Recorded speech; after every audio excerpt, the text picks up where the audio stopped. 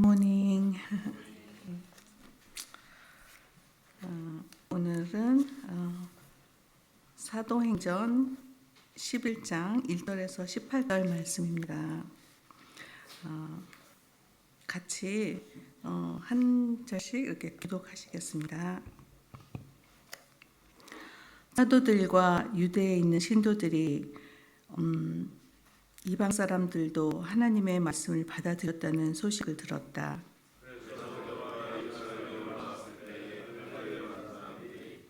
당신은 할례를 받지 않은 사람들의 집에 들어가서 그들과 함께 음식을 먹은 사람이요 하고 그를 나무랐다.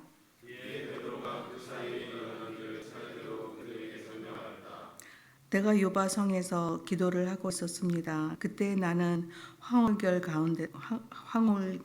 가운데서 환상을 봤는데 큰 보자기와 같은 그릇이 내 모퉁이가 끈에 매달려서 하늘에서 드리워져 내려서 내 앞에까지 왔습니다.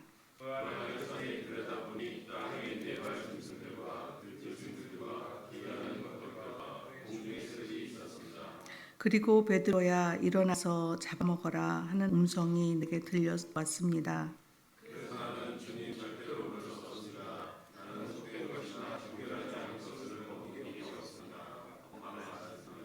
그랬더니 하나님께서 깨끗하게 하신 것을 속되다고 하지 말아라 하는 음성이 두 번째로 하늘에서 들려왔습니다.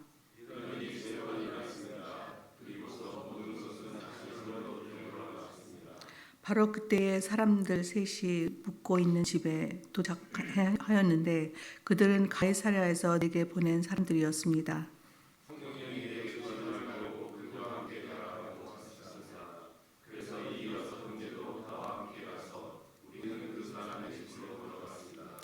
그 사람은 자기가 천사를 본 이야기를 우리에게 해 주었습니다. 곧 천사가 그의 집에 와서 서더니 그에게 말하기를 요바로 사람을 보내어 베드로라고도 하는 시몬을 불러오너라.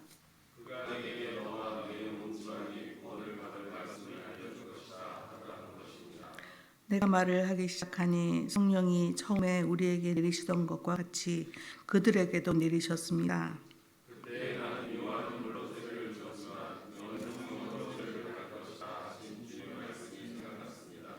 그러므로 하나님께서는 우리가 주 예수 그리스도를 믿을 때에 우리에게 주신 것과 같은 선물을 그들에게 주셨는데 내가 누구이기에 감히 하나님을 거역할 수 있겠습니까?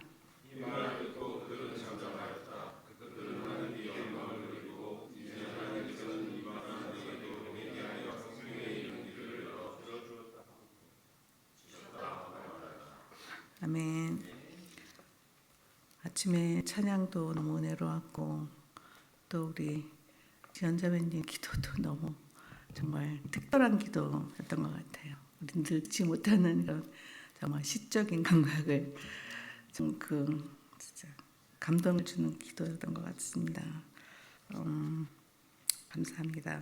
그리고 어제 특별히 우리 백 목사님 말씀해 주셨는데요, 나눠 주셨는데요. 어제 바로 정말 역사적인 일이 일어났던 그 말씀을 저희가 함께 어저께 묵상했습니다. 바로 고넬료의 집에서 베드로가 그 이방인들 앞에서 하신 설교 말씀이 있습니다. 복음에 대한 것, 정말 하나님이 어떤 분이시고 정말 예수님이 어떤 분이시고 성령님의 그 성령님의 역사를 정말 거기서 같이 다 경험하는 그 이방 사람들에게 정말 그 복음이 전해지면서 방언으로 방언으로 말하면서 그거를 볼 때 마가의 다락방에 그 성령의 역사가 이곳에서도 이방인들에게 내렸던 것을 보면서 정말 얼마나 큰 일이었을까, 정말 얼마나 놀라운 일이었을까. 아마 이 베드로도 아마 너무너무 놀랐을 것 같습니다. 근데 보면은 이 환상을 황홀경에서 그 환상을 본 것이 세 번이라고 하신 것 같아요. 이 말씀 보면은 이 베드로의 정말 견고한 뭐랄까 전통적인 믿음, 그런 편견 이런 것들을 깨트리기 위해서 하나님께서 이렇게 세 번이나 그 환상을 보여주시면서 거듭거듭 얘기하신 거예요. 내가 옳다고 하는 것, 깨끗하고 한 것을 네가 속되게 하지 말아라. 그렇게 말씀하시면서 그 환상을 이렇게 하나하나 이뤄가시면서 베드로의 마음을 열어주시고 정말 경고한 것들을 깨뜨려 주셨던 것을 볼 수가 있었던 것 같아요. 그래서 처음으로 이제 다시 오늘은 그 되어진 일들을 이제 그 소식을 이방 사람들에게 이런 하나님의 말씀이 받아들였다는 소식을 들은 사도들과 유대에 있는 신도들에게 다시 한번 차분하게 설명을 하는 장면입니다. 그래서 다시 이 말씀이 이렇게 다시 이렇게 거듭 이렇게 반복되는데요. 한번 이렇게 하나님께서 이렇게 하시는 말씀 다시 한번 이렇게 짚어갔으면 좋겠습니다. 여기 사도들과 유대들에 있는 신도들이 이 이방 사람들이 하나님의 말씀을 받아들이는 소식을 듣고 그 반응하는 것을 보게 됩니다. 더군다나 여기 할례 받은 사람들이 그 베드로에게 항의를 하는 것, 그러니까 오히려 정말 나무랐다고 여기서 그랬는데, 그 내용이 당신들은 할례를 받지 않은 사람들의 집에 들어가서 그들과 함께 음식을 먹은 사람이요 하고 그를 나무랐다고 했습니다. 근데 이런 놀라운 능력을 베푼 베드로, 그 전에도 보면 화요일 날에도 보면은 중풍병자를 일으키고 또 죽은 도르가를 살려낸 베드로, 얼마나 사람들이 그를 추종했을까 생각됩니다. 그런데 이렇게 정말 놀라운 일들을 행한 베드로에게 감히 정말 신도들이 그를 나무랐다는 것을 보게 됩니다. 그러면서 다시 한번 우리가 제가 생각하는 것은 우리는 어떤 일에 이렇게 기뻐하고 어떤 일에 우리가 정말 분노하는지 한번 생각해 봤습니다. 소위 크리스천이고 정말 오랜 신앙생활을 했다고 하는 저조차도 가끔 내가 어떤 것에 기뻐하고 어떤 것에 분노하는지 한번 돌아보는 시간이었습니다. 예를 들어서 저뿐만 아니라 그런 말 종종 들어요. 제가 어떤 친구한테서도 들었는데, 큰 교회에서 찬양팀에 있는 형제님인데 젊은 형제님이 아마 나이 들었으면 아마 그런 걸 안 썼을 거예요. 근데 예배 찬양 드리는 팀인데 모자를 쓰고 이제 찬양 인도를 했다고 합니다. 그랬는데 장로님이 그 찬양이 끝나고 장로님이 붙들고 얘기하자고 붙들고 모자를 벗으라고, 예배 시간에 모자 쓰지 말라고 이래가지고 너무 상처를 받아가지고 그 찬양팀을 그만뒀다고 하더라고요. 진짜 왜냐하면 그 장로님은 그게 허용이 안 됐던 거고 이 형제님은 마음이 중요하다 생각을 했기 때문에 이제 그런 것들이 이제 그러니까 너무 이제 세대 차이도 있겠지만은 하여튼 그런 전통적인 것들이 정말 존경받는 장로님한테도 이게 무너지지 않은 그런 것들이 있잖아요. 그런 걸 들었던 생각이 났습니다. 그리고 저희 목장에서도 한 사람이 정말 오랜 신앙생활을 했던 분인데 떠났던 이유가 성찬을 목장 안에서 한다는 거예요. 목사님이 인도하는 것도 아니고 이렇게 우리가 그때 저희 목장에 목사님이 계셨어요. 캠 목사님이 계셨는데도 캠 목사님은 우리의 목원이었거든요. 근데 목자님이 그걸 인도하는 걸고 그것이 진짜 마음에 안 들었던 거예요.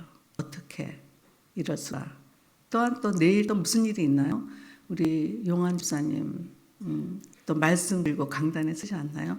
이런 것들은 정말 전통교회에서는 받아들여지지 않는 것인데, 이것을 보면서 할례 받은 자들이 정말 이 베드로를 나무랐던 거가 정말 사실 우리가 생각할 때는 너무나 하찮은 것에 왜 거기에 포커스를 하나. 정말 그 이방인들에게 복음이 전해지고 그들의 정말 예수님을 만나고 정말 성령 세례를 받고 이 놀라운 일들이 일어난 것에 포커스를 두지 않고 어떻게 그 사람들하고 같이 음식을 먹었냐는 거, 중요하지 않은 것에, 정말 본질적이지 않은 것에, 구원의 영혼 구원에 대한 그것에 아니라 저 그런 것들에게, 그런 것들에 마음을 두는 그거 마음. 또 저희 얼마 전에 저희 교회에서 또 이렇게 우리 본당 바꾸는 일에도 의견이 분분했던 거 기억하시죠? 우리가 어떤 것에 불만을 가지고 분노하는지. 또 저는 또 기억합니다. 제가 목사님하고 처음에 아프리카를 갔을 때 거기서 놀라운 일들을 우리는 경험하고 왔는데 여기에서 받아줬던 우리 식구들 그렇게 별로 반응이 별로 좋지는 않았어요. 각 목장에서도 저도 그런 말을 들었어요.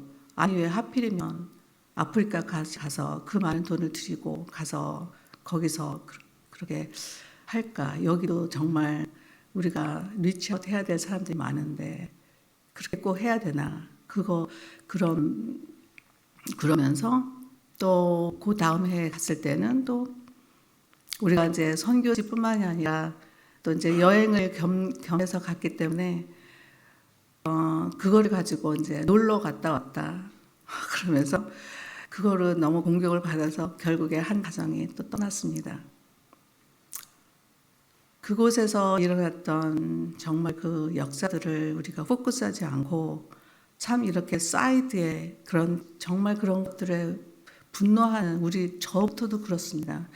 그런 거에 더 집중할 때가 너무 많이 있는 것 같아요. 그래서 그런 생각들을 하면서 정말 우리는 정말 영혼 구원에 더 포커스를 하자. 진짜 최원기 목사님 말씀이 생각났어요. 모든 일에 교회에 모든 되어지는 일들에 이것이 영혼 구원에 꼭 필요한 일인가 아닌가에 포커스하자. 그게 아니면 하지 말고 그게 그 영혼을 구하는 일이면 하자. 그걸로 이렇게 딱 단정을 지으니까 모든 일이 일어날 때 그거를 생각하게 되더라고요. 그래서 우리 믿는 자는 정말 정말 하나님의 마음, 그 구원 한 사람 한 영혼에 대한 그 구원받기를 원하시는 그 마음, 하나님의 백성이 되는 그 일에 저희들이 마음을 집중해야 될 것 같다는 생각을 다시 한번 했습니다.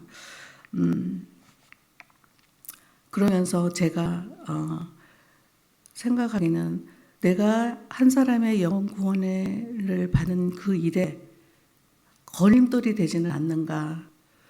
이 할례 받은 이 사람들처럼 내가 걸림돌이 되지는 않는가. 나의 편견이나 나의 그런 어떤 전통적인 생각들, 그 올드한 이런 견고한 생각들이 정말 그 하나님 한 영혼이 하나님 앞에 나오는데 걸림돌로 작용하지는 않는지 참 그걸 돌아봐야 되겠다는 생각을 했습니다.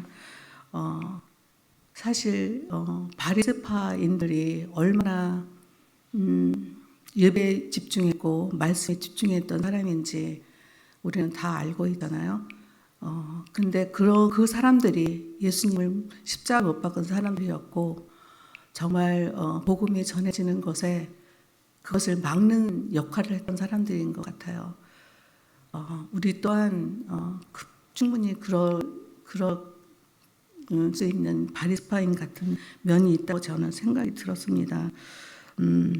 우리가 생각하는 우리의 편견대로 정말 깨끗하다고 생각하는 것에 정말 가장 더러운 것이 있을 수 있고 또 우리가 생각하는 정말 불결하다고 생각하는 것에 정말 맑은 영혼이 있을 수 있다는 것을 우리가 늘 기억하면서 정말 하나님 앞에 겸손하게 나가야 된다는 생각을 했습니다. 그리고 또한 이 베드로의 그 반응에 대해서도 저는 한번 다시 또 생각했습니다. 베드로가 그런 나무라는데 그 사람들이 그렇게 자기를 나무라는데 그 일어난 일들을 정말 화내지 않고 차례대로 정말 차분차분히 다시 한번 설명을 합니다. 그 모습을 보면서 베드로가 참 많이 변했다는 생각을 했습니다. 우리가 아는 베드로는 정말 불같은 성격의 베드로잖아요. 예수님과 같이 있으면서 그 말고에 그냥 화가 나서 칼을 꺼내서 말고의 귀를 잘랐던 정말 생각 많이 하지 않고 그냥 당장에 그냥 막 행동에 옮기는 그 베드로. 그리고 예수님이다 생각하고 막 바다로 막 뛰어들어서 막 예수님을 막 향해서 갔던 베드로. 그리고도 정말 예수님을 3번이나 부인하면서 3번째는 저주까지 했던 그 베드로. 그런 성격의 베드로가 정말 자기가 얼마나 이 놀라운 일을 행하고 왔는데 이런 반응을 나무라는 사람들을 향해서 정말 화내지 않고, 저 같아도 너무나 억처구니 없고 막 화가 났을 것 같아요. 아마 분노해서 차분히 설명도 안 했을 것 같다는 생각을 해요. 너 같은 사람하고는 내가 말할 가치도 없다 생각했을 것 같아요. 사실은 그런 마음에 저도 그런 공격을 받았을 때 한 달 동안을 말을 안 했었어요. 말하고 싶지 않더라고요, 그 사람하고. 그러다가 나중에 그래도 한번 가보자, 가서 얘기라도 해보자, 그러고 말했던 생각이 나는데요.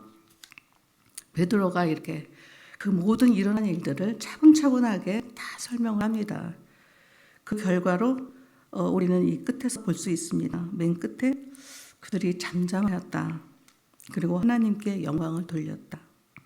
그리고 이방 사람들을 또 회개하여 생명에 이르는 길을 열어주셨다고 말하였다. 이렇게 다 같은 마음으로 이렇게 한 마음이 됐던 것을 볼 수 있습니다.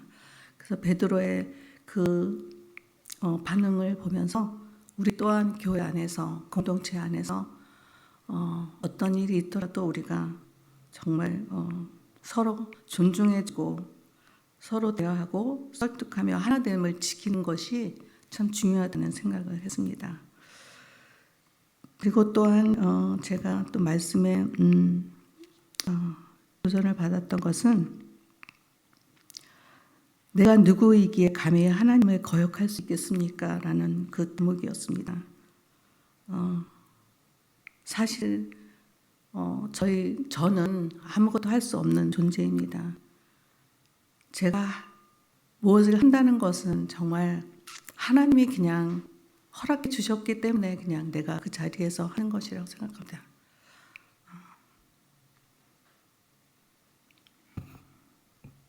마치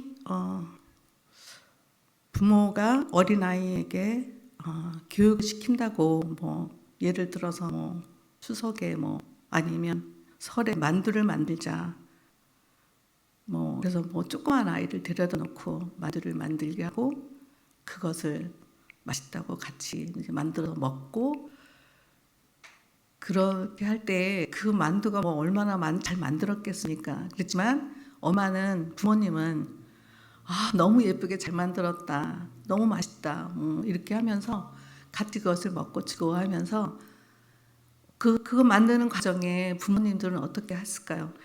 다 이렇게 해 저렇게 해 다 만드는 거 가르쳐주고, 다 모든 속 다 만들어주고, 다 준비를 다 해주고, 아마 그냥 손만 얹어서 그냥 마지막에 조금 이렇게 했을 것 같습니다. 그렇지만 부모님은 그거를 아이에게, 와 네가 만들어서, 네가 만드는 거 너무 맛있어, 막 이렇게 다 해주는 것처럼 저 역시도 아무것도 할 수 없지만 주님이 주님의 일에 초대를 해주셔서 제가 그냥 이 자리에 있는 거라고 생각합니다. 그런데 제가 막 감히 무엇을 판단하고 뭐가 옳고 그르다고 내가 감히 말할 수 있을까요? 정말 겸손한 마음으로 성령님의 능력을 믿고 성령님에 의지하면서 이렇게 우리가 주님께서 허락하신 일들을 하나하나 걸림돌이 되지 않도록 조심하면서 모든 사람을 존경하고 매일매일 주님 앞에 나가야 된다 생각합니다. 내 자신을 죽게 하고 예수님으로 살아야 된다는 생각합니다. 그렇지 않을 때 내 생각이 드러나고 나에게는 정말 선한 것이 없다는 것을 매일 느낍니다. 근데 하나님이 할 수 없을 것 같습니다. 그러니까 성령님의 도우심이 없이는 말씀에 서지 않고는 너무나 내 생각이 강하고, 그래서 나도 모르는 사이에 복음을 가리고 하나님을 막아서고 제가 있을 거라는 생각이 듭니다. 그래서 감히 내가 누구이기에 하나님을 거역할 수 있을까, 하나님 앞에 하나님을 가로막을 수 있을까 생각하면서 우리 모두는 하루하루 하나님 말씀 붙들고 그 말씀을 살아내도록 정말 온 마음을 다해야 된다는 생각을 하게 됐습니다. 그래서 정말 그거를 위해서 정말 하나님께서 우리에게 교회를 주셨다고 생각합니다. 이 모든 세상의 사람들을 사랑하시고 구원하시기 위해서 교회를 주시고 저희들이 또 이렇게 교회를 이뤄가는 일에 저희들이 이렇게 있는데, 우리의 마음이 다시 한번 영혼권하여 제사 삼는 것에 포커스하게 하시고 또 정말 저희들이 서로 정말 날마다 격려하고 서로 세워주고 하나님이 하시는 이 하나님 나라의 일들을 걸림돌이 되지 않고 어떻게든 우리가 진리의 길에 서서 정말 주님과 함께 정말 주님을 증거하며 정말 은혜의 통로가 되는 우리 모두가 되기를 소원합니다. 같이 기도하시겠습니다.